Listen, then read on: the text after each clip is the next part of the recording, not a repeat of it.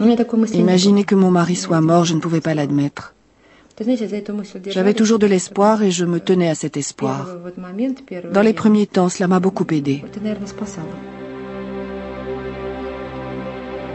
La presse internationale et russe invective de plus en plus violemment le président par des titres comme « Le pouvoir est au fond de la mer » ou « Le pouvoir de Poutine disparaît aussi vite que l'oxygène du Koursk ».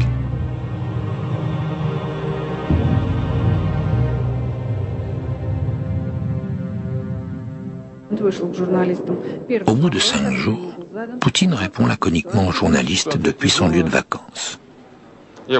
La situation est critique. Mais la flotte du Nord a toutes les compétences et le matériel pour effectuer le sauvetage sans faire appel à l'aide étrangère.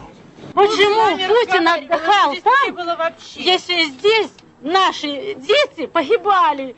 Почему он там отдыхал? Почему? Почему у нас такая безобразие творится? Докуда это будет твориться? Докуда будут наши дети погибать? Нету информации. Почему вот эта теребрька рядом? Вот оно. Почему нету? Вот штаб. Почему оттуда ничего нету? Все на Москву идут, а потом Москва нам диктует. Вот там то, вот там то.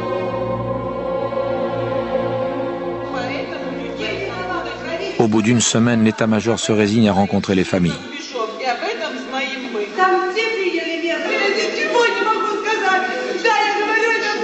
Les télévisions montrent la mère d'une des victimes apostropher violemment le vice-premier ministre, Ilya Klebanov.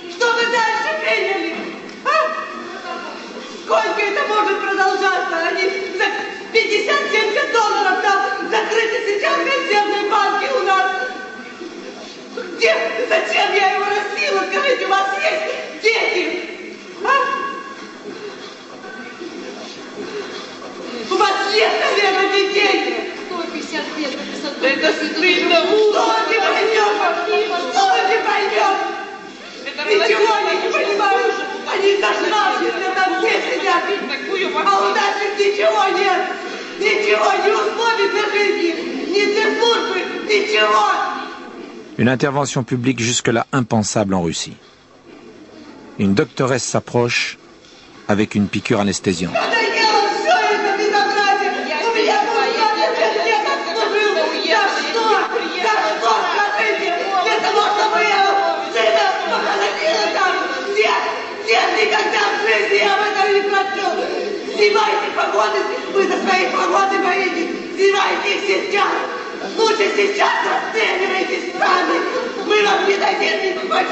La doctoresse disparaît aussitôt.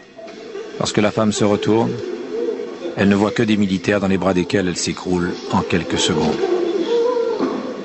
Cette image sera supprimée des journaux télévisés dès le lendemain.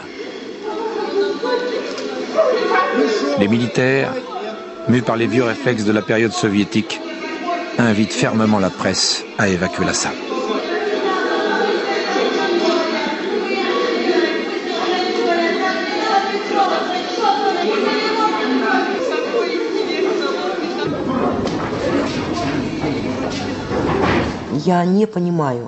Je dois dire que je ne comprends pas pourquoi les hommes politiques n'arrivent pas à parler vrai aux citoyens.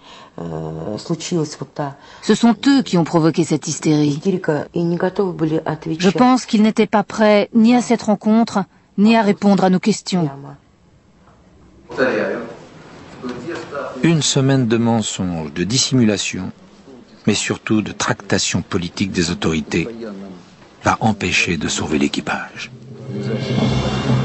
Les 11 pays de l'OTAN ont proposé leur aide à la Russie cet après-midi, mais Moscou ne juge pas pour l'instant l'aide occidentale supplémentaire nécessaire. Néanmoins, un avion cargo britannique décolle de Grande-Bretagne avec à son bord un sous-marin de sauvetage très perfectionné, le LR-5. Au début, j'ai pensé que nous serions autorisés à nous poser à Severomorsk, où s'organisaient les opérations de sauvetage. Malheureusement, les Russes ne nous ont pas donné la permission de rentrer dans leur espace aérien. La meilleure chose était de s'embarquer sur le Normand Pioneer. En raison de la distance, le navire de sauvetage norvégien Norman Pioneer n'arrivera près du Koursk qu'au bout de 7 jours.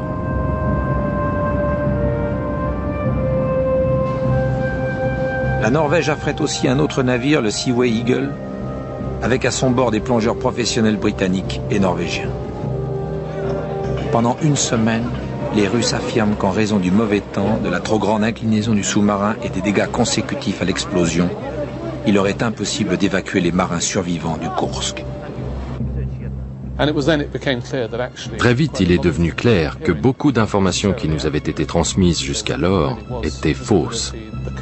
La visibilité était bonne, la mer était calme et la position du sous-marin était très accessible. Nous nous sommes dit que nous pourrions encore les aider. Помогите спасти наших ребят. Они живы. Мы молимся. Мы знаем, что они живы. Ведь не пройдены все отсеки, не пройдены. Только один отсек вскрыли, и все. Норвежских водолазов. Suite à la pression des familles et des médias, Poutine accepte enfin la proposition d'une aide étrangère. À peine arrivé, le Norman Pioneer est aussitôt placé sous surveillance d'un croiseur russe. Lorsque les plongeurs du Seaway Eagle arrivent à leur tour, la marine russe confisque leur téléphone portable pour bien leur signifier qu'ils sont sous contrôle. Les Russes savent sûrement que parmi eux, il y a d'anciens agents des services de renseignement de la marine britannique.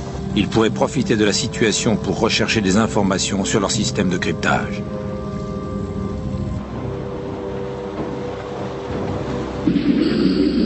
Les plongeurs britanniques et norvégiens sont malgré tout autorisés à descendre près du sas de secours, mais avec interdiction d'aller vers l'avant du sous-marin, là où l'explosion a eu lieu.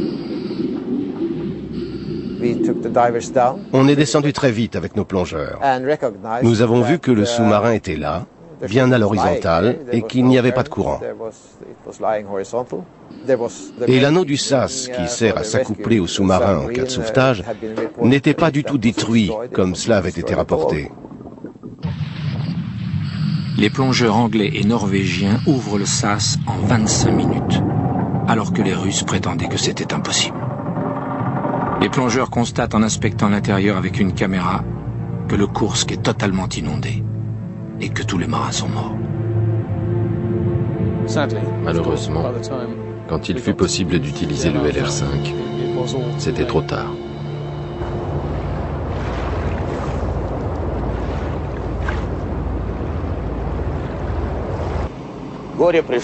L'amiral Popov s'adresse alors au peuple russe. Nous sommes envahis par le chagrin, mais la vie continue. Pardonnez-nous pour vos enfants, pardonnez-nous pour vos fils. Pardonnez-moi de n'avoir pas été capable de les sauver. Il ajoute hors caméra qu'il consacrera le restant de ses jours à trouver l'homme qui a organisé cette tragédie. Il sous-entend que la tragédie a bien été organisée, mais par qui?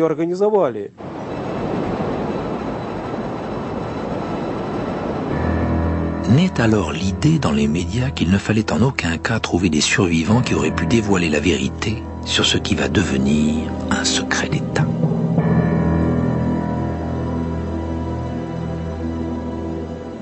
Les rumeurs concernant l'accident se multiplient. Tout le monde a sa version. Certaines sont données par la presse, d'autres par des militaires, d'autres encore par de multiples experts.